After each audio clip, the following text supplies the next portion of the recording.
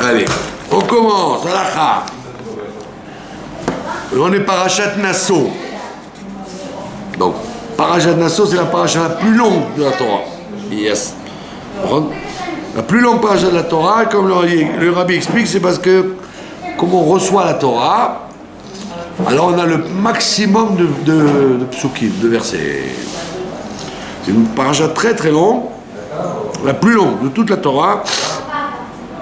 Et elle parle de sujets très, très variés. On commence par compter les Lévim, après on parle de ne pas laisser les gens impurs dans l'intérieur du camp, etc. Après on parle de la... Comment on appelle ça, de l'inauguration du Mishkan, et comment les 12 tribus elles marchaient dans le désert, etc., etc. Et au milieu, il y a la paracha de la femme adultère, soupçonnée d'adultère, la paracha de Sota, ça s'appelle. C'est la seule fois qu'on en parle, et évidemment, on en parle parce qu'il y a un rapport avec Shavuot. Parce que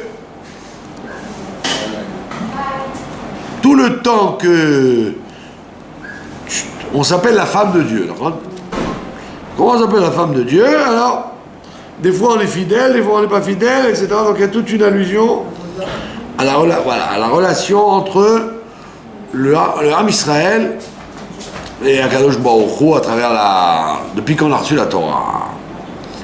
C'est pour ça que mon cher Rabbeinu, il a cassé l'état parce qu'on était censé se marier avec Dieu, alors c'était la Ketouba. Il a dit, si je donne la Ketouba, alors ils sont adultères, donc je jette la Ketouba, comme ça, je dis à Dieu, ils n'ont rien fait de mal puisque tu n'étais pas marié avec eux, etc., etc. Bon, ça c'est le côté qu'on va traiter après. Mais au niveau de la halakha, donc la femme qui était soupçonnée d'adultère, il y avait une procédure très grave. On écrivait la paracha sur un parchemin, et après, on plongeait le parchemin dans l'eau, et ça s'effaçait.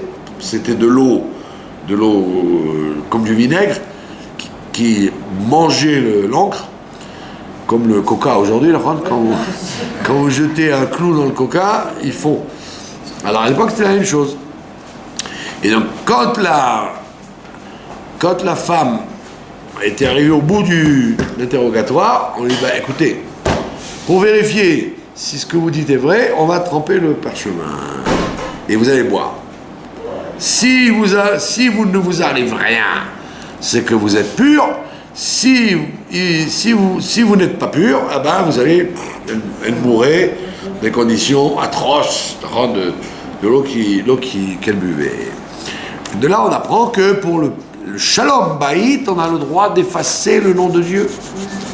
Donc Dieu il dit, c'est tellement grand pour moi la paix entre un homme et une femme que je permets d'effacer le nom de Dieu, alors ce qui est interdit. C'est interdit même pour un sophère qui écrit des mezuzot, et s'il a un problème quelconque, il doit faire attention, etc.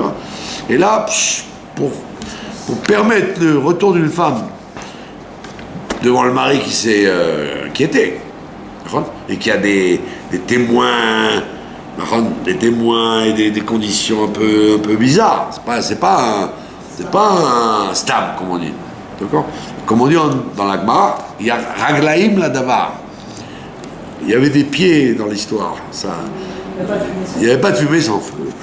Donc, à ce propos-là, donc j'ai choisi pour vous une halakha dans le Shabbat qui est l'interdiction d'écrire. Un des 39 travaux, c'est de ne pas écrire Shabbat. D'où on l'apprend? Du fait que quand on défaisait et on remontait les panneaux du Mishkan et tout ce qu'il y avait, c'était comme les Havdil, les déménageurs d'aujourd'hui, intelligents. Quand vous déménagez, je ne vous le souhaite pas, et quand vous déménagez, qu'est-ce que vous faites?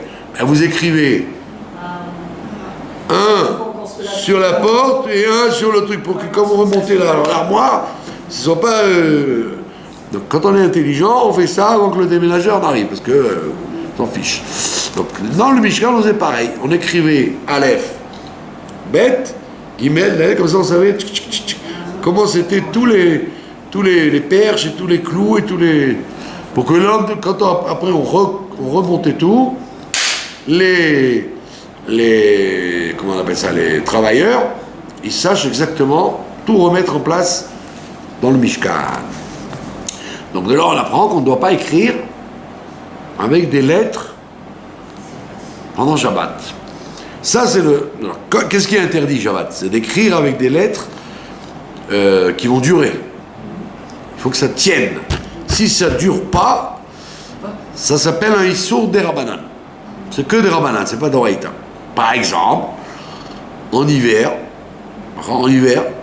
il y a des enfants, ou même vous écrivez sur la vitre, d'accord?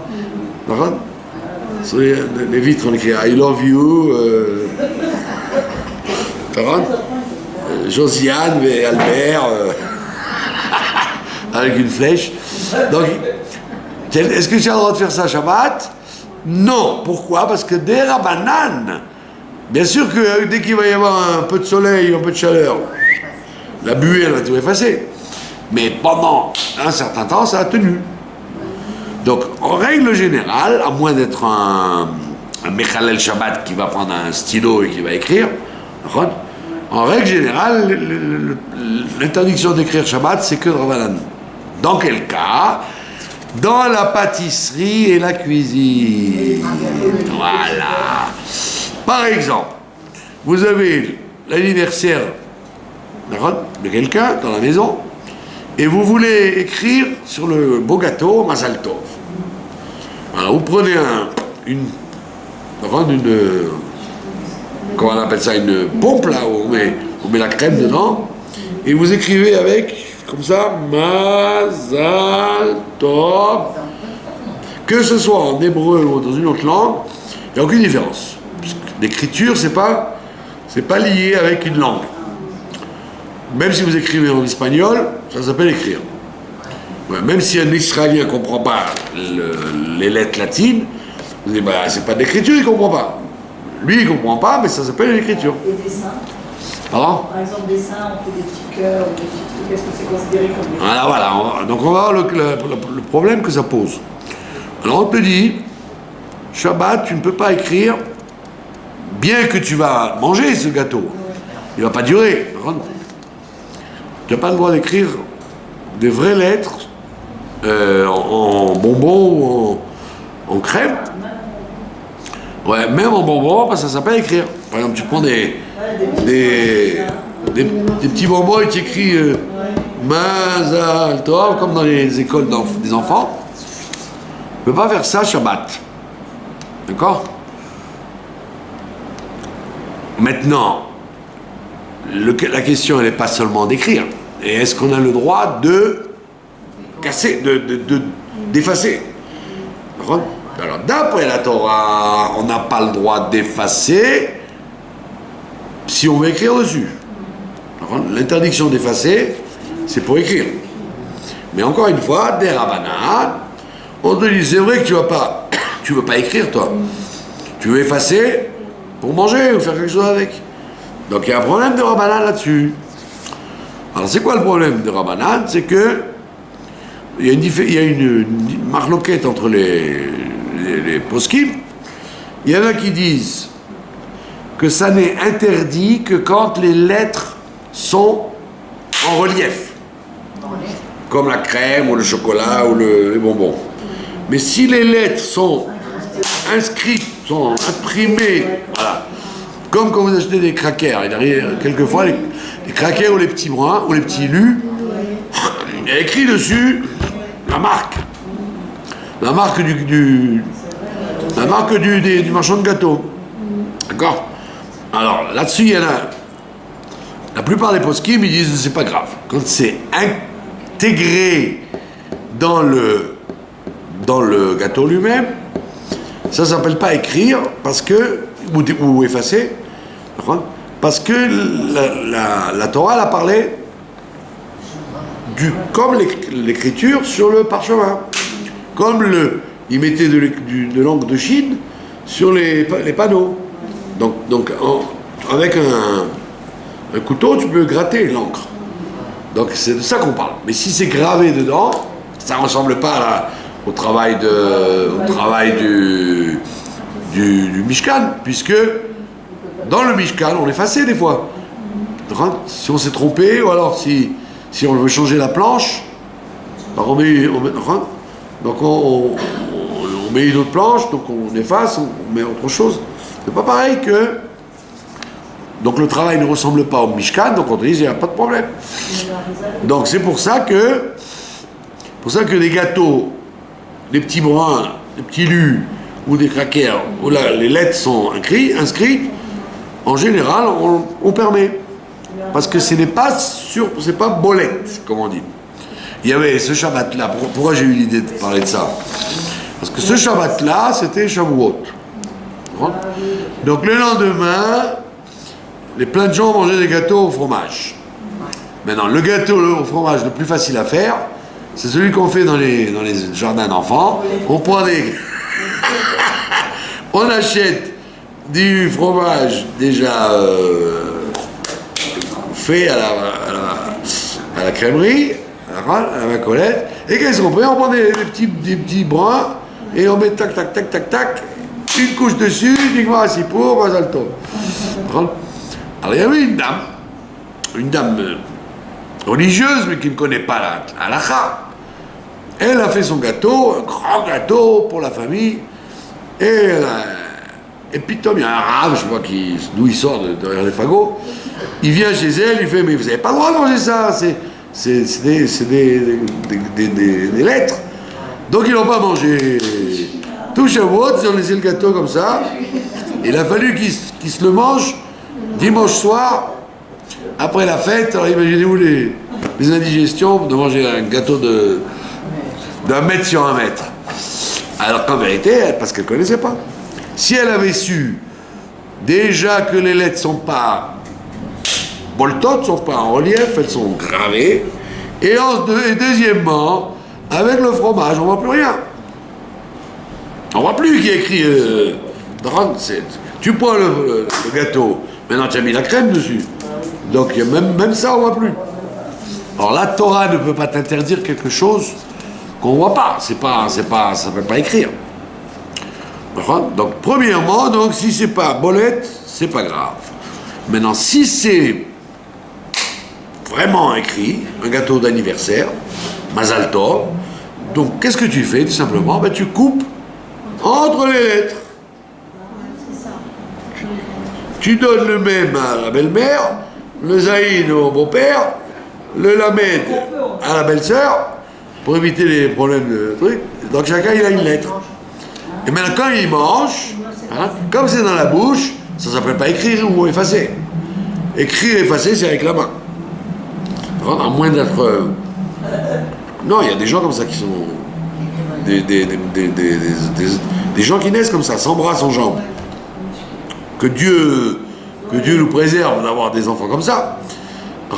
Et alors qu'est-ce qu'on fait? On leur apprend à écrire avec la bouche. Mais c'est pas le chemin c'est pas l'habitude des êtres humains. Ça, on fait ça dans les cirques, comme le clown Grok. Le clown Grok, c'est un clown juif russe. Alors il jouait du piano avec les pieds. Voilà. Donc il arrivait avec un smoking comme ça. Je dis bravo. Et lui, au lieu de jouer il enlevait les gants. Par exemple, il va jouer avec les gants. Il va jouer avec les mains. Pas du tout. Il enlevait les chaussettes. Et il jouait avec les pieds. Mais il jouait pas n'importe comment. Il jouait carrément. Comme un génie. Mais c'est un clown. C'est un travail d'années. Donc on n'écrit pas avec les pieds, on n'écrit pas avec la bouche, on écrit avec la main. Donc comme la personne, la belle-mère quand elle va manger le gâteau, on lui dit « Mémé, je t'en prie, ne fais pas ça, fais ça. » C'est tout. Et même si elle le fait par inadvertance, il n'y a pas de réelle interdiction, puisque c'est pas on n'efface pas pour effacer, on efface pour manger. Donc les rateries là, on évite de casser la lettre elle-même, mais si on n'a pas réussi, c'est pas grave. Mais a priori, on dit bon, mange la lettre, mais ne mange pas pardon, casse pas en deux. La lettre qu'il ne faut pas cassé, mais le mot, quand on le casse, Voilà, le mot, vous l'avez défait. c'est pas le J. Non, parce que le mot, il est fait de plusieurs lettres. Vous Et n'avez on va pas... créer un nouveau mot, quand on enlève le M, on a créé le mot ZAL par exemple, et on ne fait pas une création de mots, tu fais qu'on enlève une Bien lettre. fait, oui. C'est intéressant ce que vous dites, mais l'interdiction est le contraire, c'est de construire, pas de défaire. Par exemple, ce que la Mishnah, elle dit, par contre, si tu écris, si tu écris, On crée un autre mot, un nouveau mot. tu écris 2 lettres, quand tu écris 2 lettres, tu es coupable. Oui. Alors la Mishnah, elle demande, si tu écris, tu voulais écrire Shimon, et tu n'as écrit que Shem, Shin Mem. Alors la Mishnah, elle dit, ben oui, il voulait écrire Shimon, c'est vrai, mais il a, Beforal, concrètement, il a écrit un mot. Il a écrit Shem. Shem Mishimon ou Shem Mishmuel. D'accord? Donc là, quand on écrit, donc ça écrit, là, il n'a pas écrit quelque chose, il a désécrit. Puisqu'il a enlevé le même, par exemple, ça fait Zal. Ou il a enlevé le Lamed, ça fait Maz. Donc tu peux toujours trouver des allusions, mais en réalité, tu n'as pas écrit, tu as fait le contraire. C'est pour ça que dans les Baté Knesset, par exemple, où on ramasse de l'argent quand les gens montent à la Torah, alors pour retenir qui a donné quoi, alors on met des agrafes. Alors des fois ils font des agrafes, comme ça ça ajuste la chose, mais c'est pas une écriture mamache, puisque à tout moment tu peux tout. C'est un code. Maintenant, il y avait un problème dans les synagogues à l'époque. Je ne sais pas si vous vous en souvenez. Les synagogues, pour éviter qu'on vole les livres, alors ils ne mettaient pas seulement à l'entrée du livre le nom de la synagogue. Ils écrivaient ici. Tamponné. Ils tamponnaient sur la tranche. Alors il y a des rabbinim qui ont dit, ah, il y a un problème quand tu fais ça. Tu arrêtes d'écrire. Alors c'est pas tellement grave, mais le grave c'est quand tu fais ça. Tu fermes, donc tu écris. Tu écris. Hein? Donc la plupart des gabaïs les interdisaient. Ils disaient il vaut mieux éviter, même si c'est à cause du vol et du Shabbat, etc., il vaut mieux éviter d'écrire sur la tranche. Il faut écrire sur le livre lui-même. D'accord? Pourquoi? Parce que tu reformes les lettres quand tu les écris. C'est pas le problème tellement de les défaire. D'ouvrir le livre, c'est pas un problème, c'est de le refermer. Vous avez compris? Donc qu'est-ce qui reste d'autre? La même chose, donc vous écrivez par exemple avec des asperges ou des asperges ou des cœurs de palmier ou des carottes. Vous écrivez quelque chose, d'accord? Alors on te dit, pareil, écrire tu n'as pas le droit, parce que tu écris même si c'est 5 minutes, ça va durer, d'accord? Mais on te dit, si tu as écrit quand même, ou tu as fait avant Shabbat, d'accord? Alors arrange-toi pour défaire les légumes en dehors des lettres, en dehors des mots. D'accord? La dernière fois, ma fille elle jouait avec le jeu des 4 plats. Vous savez, les morceaux en bois là. Ouais. Et d'habitude, elle met un sur l'autre. Bon, ça se défait parce que c'est un jeu de construction qu'on peut les faire. Mais elle a commencé à même faire des lettres, un dalet. Ah, voilà. Elle ne pouvait pas. Ah, voilà, c'est ça. Là, elle pouvait Même, pas. Même si ça se défait. oui, mais même quand ils sont petits, ouais. Il ne faut pas les laisser faire des mélachot, des rabbanan. Ouais. Il faut leur apprendre. Ouais. Bon, sauf s'ils sont insupportables, ils vont faire un scandale. Bon. Mais sinon, il faut leur dire non. Ouais. Exactement. Même tout jeune. Même avec des jeux ouais. comme ça. Par contre, le Scrabble, par exemple. Oui, le Scrabble. Le Scrabble, alors les rabbanim, ils permettent pour des enfants de jouer au Scrabble jusqu'à un certain âge parce qu'ils sont petits. Comme c'est des rabbanan et que le chinour c'est aussi de rabbanan, ils disent bon, comme de toute façon après qu'ils ont fini, chut, ils mélangent tout. Donc ça s'appelle pas écrire. Ouais, moi j'avais un jeu où elle avait le mot à côté et elle devait tourner les lettres pour faire le mot. Mais je lui ai il y a beaucoup de cas effectivement où il faut attention. Moi, je lui ai interdit parce Au niveau chinouchi, il faut éviter les jeux de lettres pour Shabbat. Voilà, vous avez compris? Qu'est-ce qu'il y a d'autre à dire? Bon, c'est globalement ce qui reste, quoi. Maintenant, si vous avez des craquers, vous voulez être mahmir, ils ont marmire de dire même si c'est pas en relief, j'ai pas envie de manger ça, alors qu'est-ce que tu fais? Tu prends ton cracker et tu mets dessus du saumon ou du thon, tu couvres les lettres. Comme ça, tu n'as rien fait. Comme tu vois pas les lettres et on les voit pas, tu manges comme ça. Si tu veux être marmire.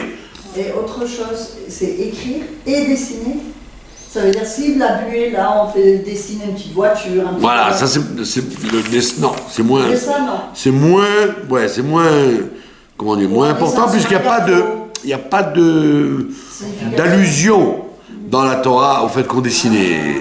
Parce que même quand on précisait quelque chose, c'était avec des lettres, c'était jamais avec des dessins. Donc théoriquement, dessiner pourrait le faire. Donc ça veut dire même, ou alors si vous écrivez en chinois, ça veut dire que vous n'aurez pas de problème. Parce que les Chinois, ils n'écrivent pas des lettres, ils écrivent des dessins. Donc peut-être c'est une bonne question, est-ce que quelqu'un qui... Le dessin serait autorisé en fait. En fait, voilà, parce que le dessin c'est... Soit une ardoise avec un dessin... Et voilà, il n'y a pas de source à la ressemblance du dessin avec les lettres. Voilà. Pas de question. Non, théoriquement, on pourrait dessiner, mais on ne dessine pas. Voilà. Donc, mais si quelqu'un le fait avec la buée, ou avec du jus de betterave, etc., vous seriez moins marmire que si c'était des lettres, exactement. Bravo. Voilà. Maintenant, il y a des enseignements très, très intéressants au niveau de la paracha elle-même. Alors, on dit que dans la Gemara Sota, on dit que 40 ans avant la destruction du temple, on a arrêté de vérifier les femmes Sota. Quelqu'un est venu au Beth Amikdash, enfin au tribunal de son coin, dire ma femme, je me mets fidèle, etc. 40 ans avant la destruction du temple, Rabban Yochanan ben Zakkai, il a fermé les bureaux des femmes Sota. Alors elle s'interroge. Elle dit pourquoi? Elle dit parce qu'il y avait tellement de cas avec les Romains. Les Romains, c'était des beaux gosses, les légionnaires, donc il y avait des tas de trucs qui se passaient. Donc on évitait les drames. Donc, le Sanhédrin a dit, j'ai pas vu, j'ai pas entendu, je ne suis au courant de rien. Pour éviter les catastrophes. 40 ans avant. Parce que ça pouvait être réel, en fait. Pardon? Parce que ça pouvait être réel. Il y avait une énorme assimilation. Nous, on vous parle qu'ils se sont révoltés pour empêcher la destruction. Mais ça, c'était une poignée. Mais la majorité des Israélites en Judée, c'était une catastrophe. C'est pour ça que le Admour Emsaï dit que tous les gens qui sont morts dans l'Inquisition, c'était des Gilgulim, des gens qui, pendant les Romains, se sont assimilés. Et donc ça veut dire qu'il y avait des milliers. Parce que dans l'Inquisition, il y a eu des centaines et des centaines de milliers de gens en Espagne et Portugal, qui était pratiquement la communauté la plus grande du monde. Donc, c'était pas tellement propre ce qui se passait avant la destruction du temple. Et ils ont aussi arrêté les condamnations à mort, tellement il y avait de crimes et de gens qui payaient d'autres gens pour tuer des gens. Enfin, c'était la grande pagaille. D'accord? Maintenant, la Gemara, elle demande, elle dit, et pourquoi tu as arrêté la vérification de la femme Sota? Alors, et la Gemara, elle te répond un truc que tu n'aurais pas imaginé. Elle te dit, attends, est-ce que tu es au courant de la loi de la Sota? Le verset, il dit, l'homme, la femme sera pure, si elle a été vérifiée qu'elle n'est pas morte de ce qu'elle a bu, elle sera pure. Et la Gemara dit, la femme ne peut être vérifiable que si l'homme lui-même il est pur. Ça veut dire que si un monsieur, il court les femmes, mariées ou pas mariées, hein. Vous allez dire, elles ne sont pas mariées, laisse-le tranquille. Il court des jeunes filles. Et donc, s'il court lui-même des femmes mariées ou pas mariées, il peut toujours aller au Sanhedrin dire ah, ma femme, hein, monsieur, si ça ne marche pas, c'est parce que vous-même vous n'êtes pas pur. Vous ne pouvez pas exiger de votre femme ce que vous ne faites pas vous-même. Donc on dit ça ne pouvait marcher, la femme sauta, que si lui-même, le bonhomme, il était propre avec les femmes et les jeunes filles. Mais si c'était même si de temps en temps il faisait le zouave avec une fille ou une femme, on disait hey, oh Coco, ne viens pas critiquer ta femme, tu fais la même chose. C'est d'ailleurs un peu ce que disent certains rabbinim aujourd'hui. Quand il y a une histoire d'adultère, etc., ils grattent un peu dans ce qui se passe dans la famille, et des fois ils disent au mari, monsieur, rentrez chez vous et calmez-vous parce que vous n'êtes pas si blanc. Si blanc. Ah, vous avez compris? Donc ça veut dire quoi? Vous êtes au courant, bien évidemment, que tout ce qui est dans le pshat, on le retrouve dans le sod, dans le mystère des choses. Alors on dit la même chose. Le fait que Akadosh Baruch Hu, il te dit, dans la galoute, 40 ans avant, il te dit, je ne peux pas te vérifier, j'arrête de te vérifier. Ça y est, la galoute, elle est trop forte, je ne sais pas trop qu'est-ce que tu fais. D'accord? Il y a trop de tentations dans la galoute. Trop de tentations, donc je peux te comprendre que tu ne sois pas fidèle avec la Torah. S'il y avait le dévoilement de Dieu, le Beth Amikdash, etc., je comprends. Les gens, ils sont forts, etc. Mais là, il y a tellement de tentations dans la galoute. Comme il disait Rabbi Levi Yitzhak de Berditchev, il disait Akadosh Baruch Hu, Ribono Shel Olam, si tu avais mis les plaisirs de ce monde-là, les tentations de ce monde-là dans les livres, et la Torah dans la rue, tes enfants, ils auraient fait la Torah facilement. Mais qu'est-ce qu'on peut faire si tu as mis toutes les tentations dans la rue et la vérité dans les livres? Ça oblige les gens à ouvrir les livres. Mais dans la rue, ils ne savent plus où donner de la tête, tellement c'est...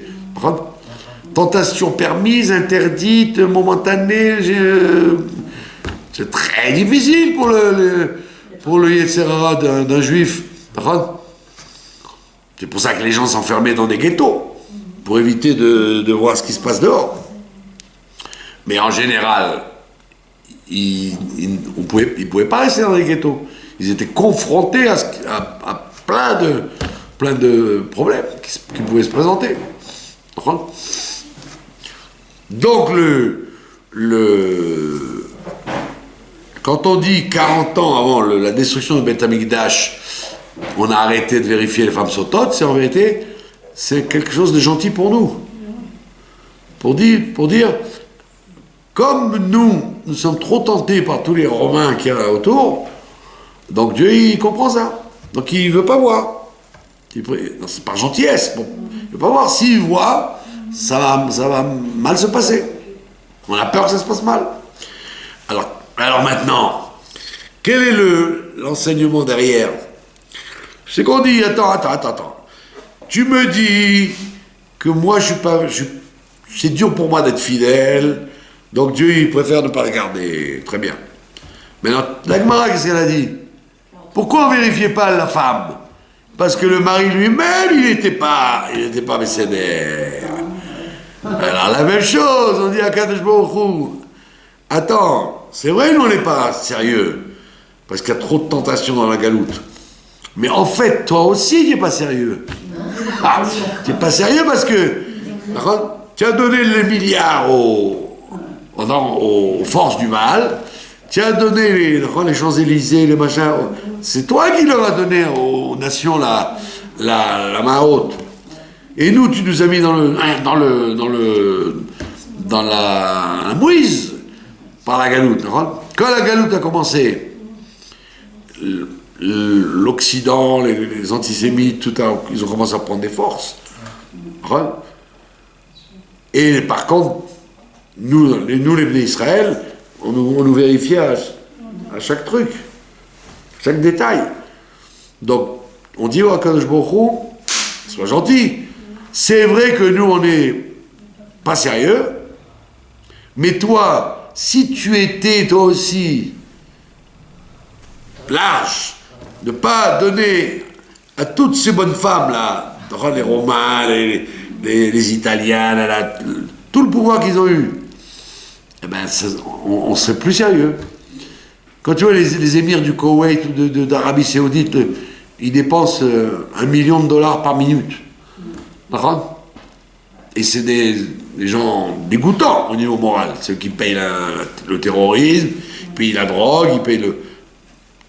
Et eux, tu les vois, tout va bien. Et tu vois des pauvres enfants juifs qui n'ont pas de quoi manger, alors que la maïs, alors qu'ils dépensent $1 million par minute, alors tu dis, oh mon Dieu, eh oh, c'est pas très droit tout ça. Ça veut dire que tu préfères toutes les bonnes femmes du monde entier, le Koweït, la Russie, l'Amérique, la France, et ta propre femme, tu la regardes comme ça, tu auras une tranche de pain que si tu fais la fila. Alors, c'est ce qu'on répond à Dieu. C'est que si tu veux, c'est facile de dire toujours les Juifs, ils se conduisent mal, etc. C'est pour ça qu'ils n'ont pas des brachot, etc.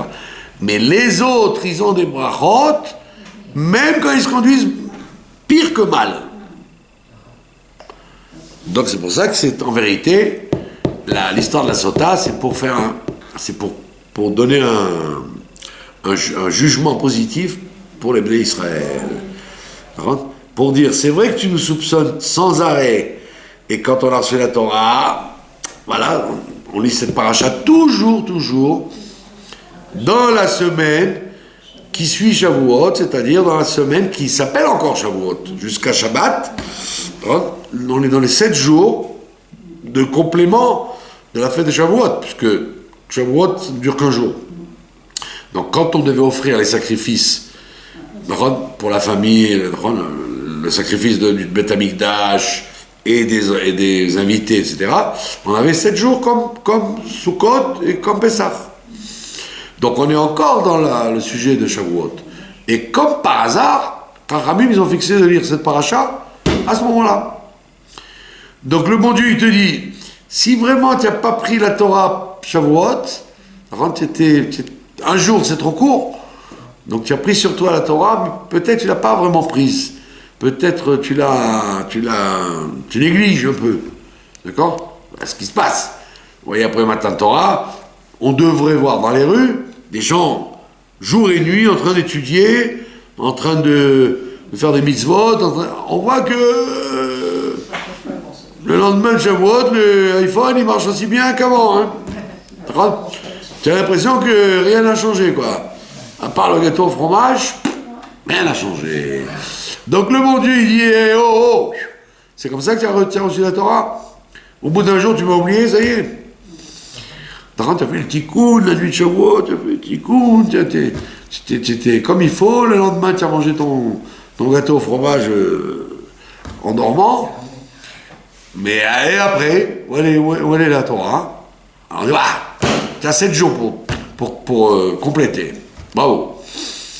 Allez, nous, on répond à Dieu, c'est vrai, tu nous reproches à nous de ne pas être impeccables, mais est-ce que toi, tu es impeccable? Alors évidemment, dans les shivot l'itayot, comment il peut parler comme ça? Le bon Dieu, il est toujours impeccable, c'est nous qui ne sommes pas. La Torah te dit non, Coco. Le Matan Torah, comme toi tu as besoin, comme nous on a besoin de la Torah, sinon on ne peut pas vivre, toi aussi tu as besoin de nous, sinon ton nom n'existe pas sur terre. Qui c'est qui fait la publicité de Dieu sur terre? C'est le Ham Israël. C'est eux qui, partout où ils sont, ils représentent Dieu. Donc, On dit à Dieu, on n'est pas des esclaves, on est des associés. 50-50. Tu as besoin de nous, on a besoin de toi. C'est pas que nous qui avons besoin de toi, tu as aussi besoin de nous. Qu'est-ce qu'il ferait le Ham Israël sans... Qu'est-ce qu'il ferait le bon Dieu sans le Ham Israël? Il compterait sur qui? Sur les musulmans et les Chinois. C'est nous qui sommes là. Shoah, pas Shoah, problème, pas problème, on est là. Donc, il nous doit une fière chandelle, le bon Dieu. C'est grâce à nous qu'il est là. Donc on dit, alors, si on est 50-50, ne passe pas ton temps à dire, ouais, vous allez avec les Romains, vous faites ça, vous faites pas ce que je dis, la Torah c'est magnifique, c'est très doux, c'est sucré, d'accord, ben donne-nous un peu de sucre alors, donne-nous un peu de quoi respirer. Si quelqu'un il n'a pas de quoi finir sa fin de mois, payer ses dettes, etc., comment tu veux qu'il ait la tête tranquillement à ouvrir les livres, on va dire, bon, la Torah, c'est intéressant. Et oui, c'est intéressant, mais j'ai ma facture d'électricité que je ne peux pas payer. Alors on dit, oh mon Dieu, sois gentil. Si tu veux qu'on soit attaché à des choses qui sont dures pour nous, donne-nous l'âge du lest, l'âge un peu de brachot et d'abondance pour ton peuple. Donc c'est pour ça qu'on lit la parashat Sota, pour en même temps, pas simplement pour nous faire nous, ne ressemblez pas à une femme adultère. On dit, toi, ressemble pas à un mari adultère.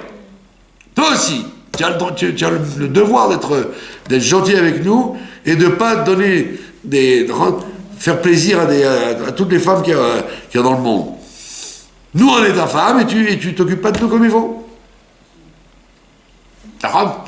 Les femmes, même si elles ne sont pas jalouses, il y a des femmes qui ne sont pas jalouses, mais elles n'aiment pas que leur mari, dans un mariage, comment allez-vous, ça va, vous allez bien? Elle dit, allez, viens, on rentre. Elle n'aime pas trop que le mari commence à parler avec toutes les femmes des Ratnachim. D'accord? Même si elle n'est pas jalouse. D'accord?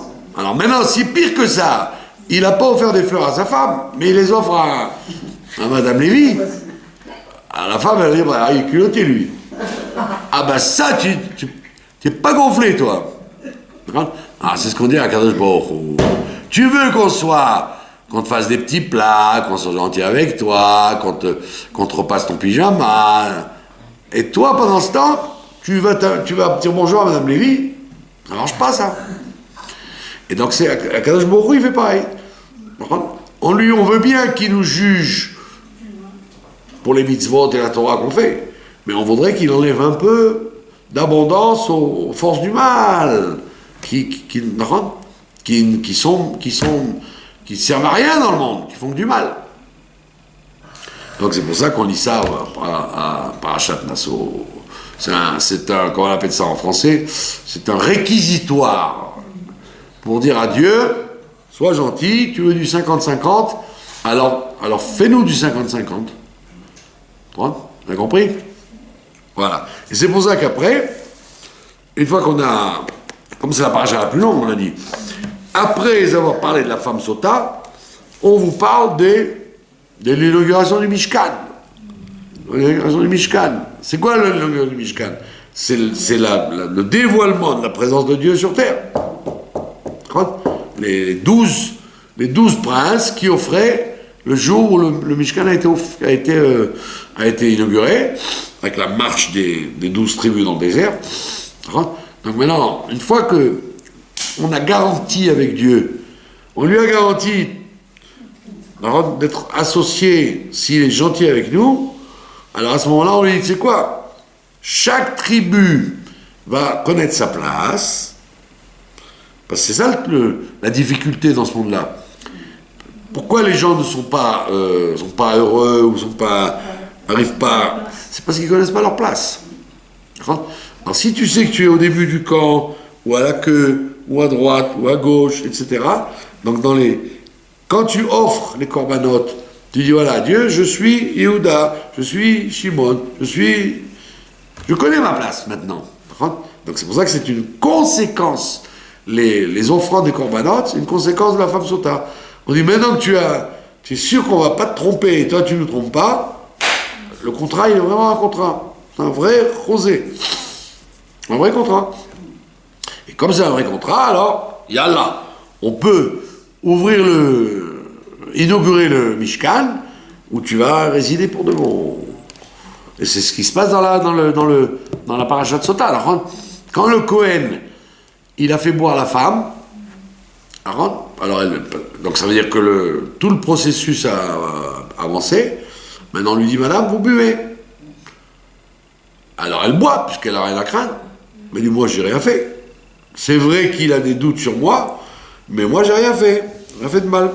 Donc elle boit, et on te dit, à ce moment-là, quand elle boit, si elle n'avait pas d'enfants, elle aura des enfants. S'ils n'étaient pas beaux, ils seront beaux. S'ils étaient comme ça, ils seront droits, etc., etc., etc. Donc ça veut dire que le fait de boire, ça lui garantit une bonne suite. Et comme chacun sait, en règle générale, les couples, ils sont plus forts quand ils ont des enfants. Quand il y a des enfants entre eux, en règle générale, les enfants unifient les couples. C'est vrai qu'aujourd'hui, on voit malheureusement que dans les divorces, plus ils ont des enfants, plus ils divorcent. Rien ne les arrête, les gens, 5, 8, 9. Je connais quelqu'un qui cherche à se marier. Alors, il rencontre des dames divorcées. Alors, il me dit, c'est bien que je me marie avec elle. Je lui dis, ben, combien il a d'enfants? Oh, 8. Elle lui dit, 8, il faut être costaud pour divorcer après 8. Elle n'a pas pu s'arranger avant 8. Ah non, il n'était pas gentil, elle n'était pas gentille. Bon, ben, d'accord. Mais, donc ça, c'est le monde est fou aujourd'hui.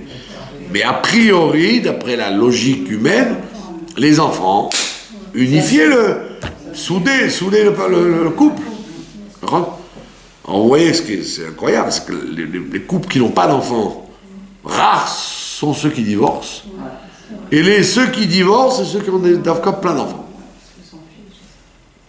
Donc, revenons à la normalité. Donc, on dit le Kohen, il dit à la dame, voilà, madame, vous avez bu, bravo, il vous est rien arrivé, donc vous êtes bien. Monsieur, faites la paix avec votre femme maintenant, vous ne commencez plus à la tracasser, à la soupçonner, rentrez tranquillement chez vous, bras dessous, et tout ira bien entre vous. Et théoriquement, le couple doit être soudé, comme on dit dans le Talmud. On dit, s'il y a un chosé, il y a un contrat, entre deux personnes, et puis il y a quelqu'un qui a dit, hop, il est mauvais ce contrat, il y a un problème. Ah, il y a un problème, on va au Beddin. Le Beddin, il vérifie, il dit, mais non, il est très bien ce contrat. Il dit, si le contrat, il a été vérifié et tamponné une deuxième fois, on ne peut plus jamais le mettre en doute. C'est-à-dire que s'il y a un contrat normal, tout le monde peut venir dire, c'est pas bon. Mais si on l'a vérifié une fois, il est plus fort qu'avant. Et quand il y a une vérification sur le premier, tu peux plus venir dire, je vais vérifier encore, monsieur, ça y est. Donc un contrat qui a été contesté et après confirmé, il est en béton, on ne peut pas l'enlever. Et donc la même chose, on dit, quand il a soupçonné sa femme, alors il y avait des relations un peu pas bonnes entre elle et lui. Maintenant qu'il a vérifié au Beth Amikdash et qu'il n'y a rien à dire sur elle, on dit que c'est sûr que maintenant, il va être un couple très uni maintenant, puisqu'il est tranquille. La preuve, c'est qu'on dit, il ne peut pas emmener sa femme au tribunal, boire l'eau tous les Sheni et Khamishi. Il ne peut pas dire l'année d'après ou 2 ans après, je reviens. Mais qu'est-ce qui vous arrive, monsieur? Mais ça ne vous a pas suffi il y a 2 ans? On a le dossier. Vous êtes fou. Ah non, je me méfie. Tu te méfies de quoi? Ah non, c'est pas avec Shimon, c'est avec Réhouven. Ah, avec Réhouven, bon, alors... Donc il y avait tout un processus pour vérifier effectivement s'il y avait un Réhouven dans l'histoire. Mais en règle générale, ça n'arrivait pas. puisque le couple a été mis à l'épreuve est passée, et donc maintenant ils sont solides. Et c'est la même chose avec nous. Par contre, on dit à Kadosh Baruch Hu, tu nous as soupçonnés, on a réglé nos comptes, toi et moi. Donc maintenant qu'on a réglé nos comptes, ça y est, donne-nous maintenant de l'abondance, donne-nous tout ce qu'il faut. Et donc c'est ce qu'on appelle le Mishkan. Ça veut dire que Dieu réside vraiment pour de bon. Il bouge plus de la maison. La femme, elle bouge plus de la maison. Il n'y a plus de promenade et de doute. C'est le principe du Mishkan. C'est pour ça qu'on lit ça après Shavuot pour dire tout est bien qui finit bien. Il y a eu des bagarres, il y a eu des secousses entre le mari et la femme, mais tout finit bien. C'est ça qu'on cherche à dire. Les enfants qui soudent Hachem et le Ham Israël, c'est les autres. Qui sont les enfants qui soudent le couple Hachem et le Ham Israël? C'est les mitzvot. Vous dites que les enfants soudent le couple.